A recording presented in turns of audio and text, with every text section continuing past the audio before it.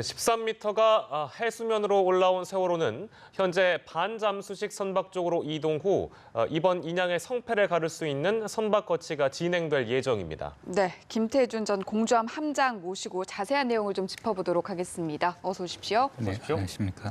네, 지금 전해지는 바에 따르면 반잠수식 선박 쪽으로 이동을 하고 있는 중으로 전해지고 있는데요. 애초에 세월호가 2시에 출발을 한다고 했는데 이보다 좀 많이 늦어진 4시 55분쯤 출발을 하게 됐습니다. 이렇게 시간이 좀 늦어진 이유 뭐라고 보십니까? 네, 그 시간이 늦어진 이유는 그 제킹 바지를 고정시켰던 네. 앵커가 있습니다. 이 앵커 줄을 풀고 이동하려 보니까 예정했던 시간보다 좀 많이 걸렸습니다. 네, 그게 출발 예정보다 좀 시간이 늦었다고 생각합니다. 조류의 흐름이라든지 이런 부분도 고려가 됐을까요?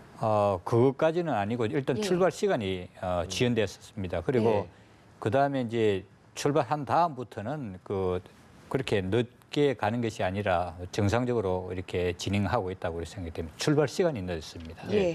반잠수식 선박으로 이동한 다음에 이제 거치 작업을 거쳐야 되는데 이 거치 작업에 대해서 좀 자세히 설명을 좀 부탁드리겠습니다. 네, 이제 보시다시피 세월호가 가운데 있고 예.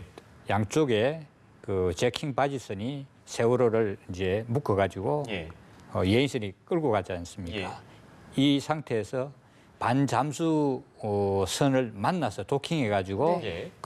저 공간에 그러니까 반잠수선이 총 길이가 216m. 예. 그다음에 근데 작업할 수 있는 공간 선수라든가 선미 쪽에 제외하면은 160m 정도 예. 됩니다. 그러면 세월호 길이가 145m이기 때문에 한 15m 정도가 남아요. 예. 그럼 양쪽에 하면 7.5m 정도가 공간이 생기거든요. 예. 그 사위를 이 배 세측이 들어가야 되는 겁니다. 그러니까 조류 있고 파도도 약간 있고 바람도 있기 뭐 전혀 없는 건 아니고 하기 때문에 예. 이것을 우주선 같으면 그 크기는 조그만하잖아요. 물론 그 우주에 있지만은 이거는 덩치가 너무 크고 무게도 크고 네. 그다음에 우주에서는 뭐 공기 저항도 별로 거의 없잖아요. 네. 무중력 상태이기 때문에. 그런데 여기는 파도도 있고 공기도 있고 네. 이렇게 바람도 불기 때문에 이 중간에 틈이 아주 간격이 예. 없는 그런 협소한 공간을 아주 정밀 조정해가지고 이 큰 덩치를 집어넣는다는 게 예. 쉬운 게 아니죠. 그래서 이 부분이 제일 어려운 과정이다 이렇게 생각할 수 있습니다. 네, 말씀하신 것처럼 이렇게 얘기만 들어봐도 상당히 힘든 과정이 될 것으로 예상이 되는데 그렇다면 뭐 어려운 전반적인 과정 속에서 가장 큰 변수는 뭐가 될 것으로 보십니까? 지금 보면은 여기서 예정대로 되면은 지금까지 지내온 그 작업 공정이라든가 기술 예. 전문성을 고려해 볼 때 문제가 없다고 생각됩니다. 그런데 만약 여기서 너울성 파도라든가 지금 예.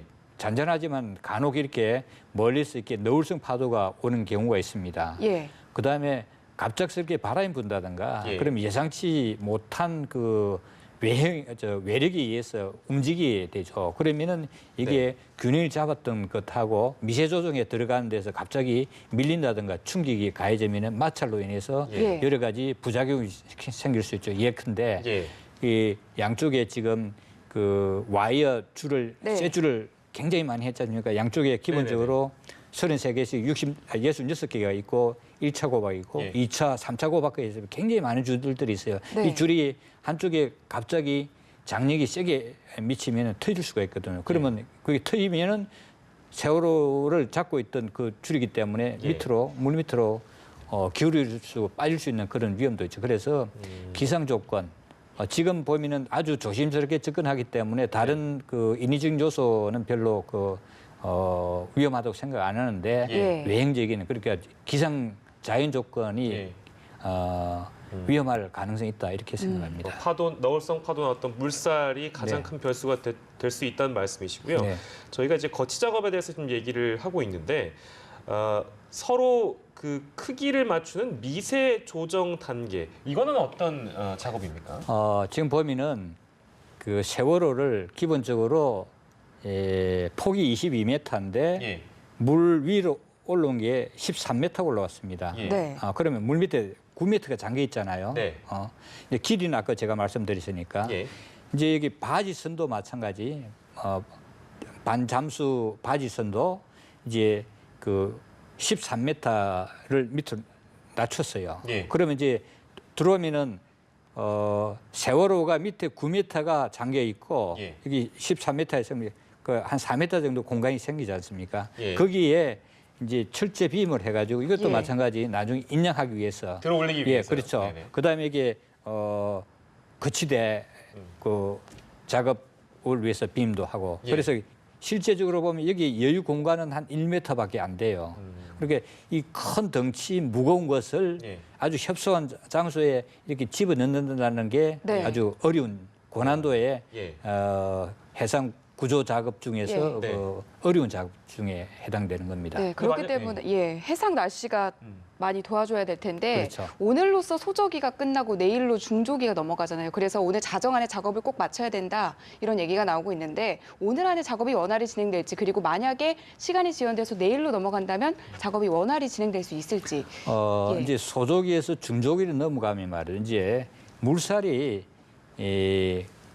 그 약한 데서 약간 빨라지는 이런 예. 한꺼번에 팍 가는 게 있어요. 아니라 어느 정도 가는데 중간을 이제 소조기, 중조기로 했기 때문에 소조기에서 중조기로 진행되는 거기 때문에 지금보다는 조금씩 빨라진다는 거죠. 그래 한꺼번에 팍 빨라지는 것이 아니라 그래서 시간이 좀 늦더라도 지금 상태로 보면은 뭐 큰 어려움 없이 물론 그 소조기 때 하면 더 훨씬 더 예. 안전하고 예. 원활하게 작업이 가능해지만 지금 시간적으로 늦었기 때문에 할 수 없잖아요. 예. 그래도 지금 볼 때는 중조기라 하더라도 예. 오늘 못 하더라도 내일 정도까지는 충분히 작업이 가능하지 않나 이렇게 예상해 봅니다. 지금까지 상황을 저희가 미뤄봤을 때 거치 작업까지 계획대로 순조롭게 진행된다면 몇 시 정도면 이게 마무리가 될까요? 예상하기는 원래 한 4시간에서 6시간 이 정도로 했는데 예. 저도 일단은 그렇게 보고 있습니다. 일단은 그 파도라든가 뭐 이렇게 기상 조건이 크게 변하지 않았기 때문에 일단 출발 시간이 늦었기 때문에 네네. 그 도착하는 시간도 늦잖아요. 그래 예. 가가지고 이제 도킹 해가지고 정확하게 거기에 공간에 집어넣는 그 작업은 한 4시간에서 6시간. 근데 이제 그때 처음에 예상했을 때는 주간 중이었거든요. 예. 잘 보일 때. 근데 예. 이제 야간이잖아요. 그러면은 야간이다 보니까 아무래도 주간보다 좀 더 작업이 어려움이 있기 예. 때문에 그래서 뭐 많이 걸리더라도 4시간에서 한 10시간 정도까지 하면은 네. 그래서 오늘 금일 밤 안에는 이렇게 가능하지 않나 이런 추측을 해봅니다. 네, 지금 사고 해역에서 3km 정도 떨어진 반잠수식 선박이 있는 곳으로 세월호가 이동을 하고 있는데 예. 저희가 아무래도 이런 부분들을 처음 접하다 보니까 일각에서는 이 반잠수식 선박이 세월호가 있는 인근으로 올 수 있었던 건 아니냐 이런 의문점을 제기하시는 네, 분들 이제 물론 그 육지에 계신 예. 분들이 예.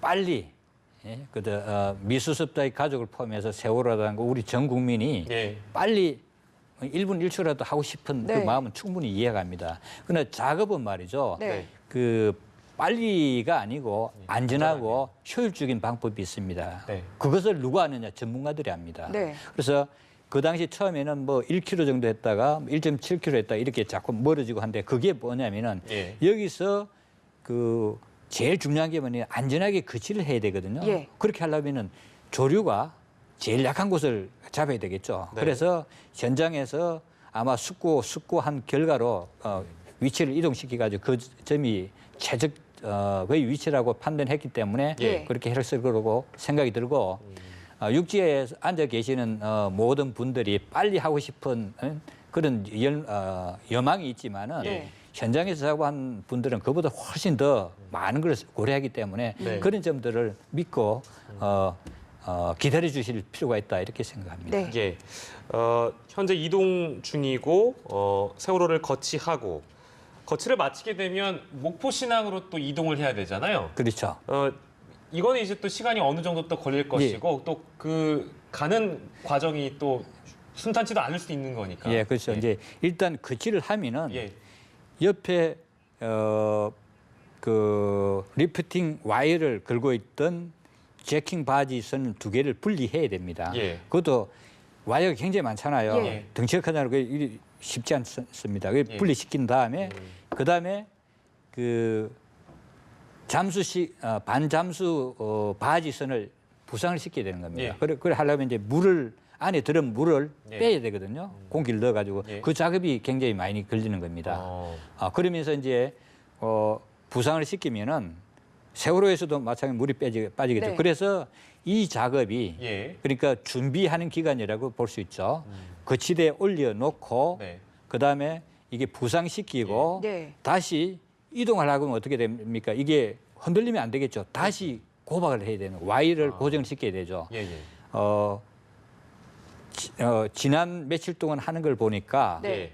그 세월호가 높이가 지금 보면은 폭인데 실제적으로 22m, 예. 길이가 한 145m 되다 보니까 1차 고박, 예. 2차 고박, 3차 고박까지 했어요. 그게 뭐냐면은 그 이동하는 중에 안전하기 위해서 예. 실제 올라오면은 그 안전이 중요하기 때문에 흔들림을 방지하기 위해서 예. 그런 과정을 거쳐야 되기 때문에 한 3, 4일 정도 3, 4일 정도. 예, 그렇게 하고 그게 끝나면은 예. 현장에 있는 그러니까 반잠수 바지선이 있는 곳으로부터 목포 신항까지는 대략 한 87km, 85에서 한 7km 될 겁니다. 지금 이동시키기 네. 때문에. 예. 그러면 한 10시간 정도 항해하는데 소요가 됩니다. 네. 그래 그다음에 이제 목포 신항에 들어가면은 예. 여기서 다시 육상에다가 예. 그 하역을 하는 다시 거기다 거치를 하는 준비 작업이 또 필요한 겁니다. 예. 그것이 한 3, 4일 정도. 예. 그다음에 이제 하역하는 이런 절차를 밟게 될 걸로 생각합니다. 예. 네, 이 반잠수신 선박에 올려놓은 다음에 이제 그런 과정들이 모두 끝나고 나면 일단 이동에는 큰 무리가 없을 것이다라는 이야기도 나오고 있는데요. 그렇죠. 예. 실제적으로 보면 인양의 어려운 부분은 예. 예. 그 해저에 밀착돼 있던 그 세월호를 선체를 시험 인양하는 거 있잖아요. 예. 띄우는 것 이게 제일 예. 어려웠고 그다음에 두 번째는 이것을 올려가지고 네. 예인해가지고 하는 것. 그다음에 이것을 거치대에 올리는 이게 거치대에 올리는 게 사실은 제일 어렵습니다. 그러면은 실제적으로 어려운 이 과정들을 거의 다 끝내거든요. 네. 실제 항해하면은 그거는 아주 여기에 위험이라든가 예. 고난도 이렇게 비교할 뼈가 안 되고 아주 쉬운 작업이라고 이렇게 생각합니다. 네, 예. 큰 문제 없이 계획대로 진행되길 바라겠고요. 네. 또 궁금한 게 이렇게 13m까지 끌어올리는 과정에서 문제가 생겨서 램프 절단 작업을 했었잖아요. 이 과정에서 이후에 방지망 작업을 못했다라고 전해지는데요. 미수습자나 이 유품들이 좀 유실될 가능성이 함께 제기되고 있거든요. 그렇죠. 그게 저도 발표하는 걸 예. 보니까 예.